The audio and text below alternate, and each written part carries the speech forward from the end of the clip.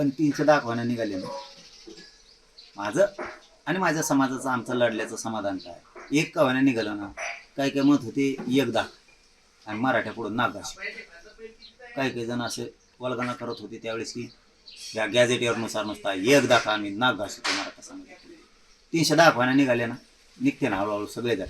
मराठवाड्यातला मराठा 1 वर्षाच्या आत एक घर राहत.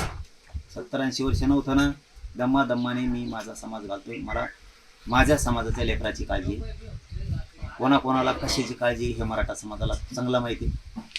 मी माझ्या समाजासाठी झिजतोय, झुंजतोय, झुंजणारे, मी लढत राहणारे.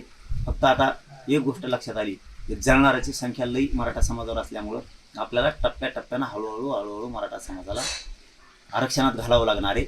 एकाएकी घातल्यावर खूप जणांचे पोटं दुखते आणि ते दुखू द्यायचे नसतील तर आपण जरा दम्माने जाऊया. त्याला नाविलाज आहे. 70-80 वर्ष आपण दम काढला.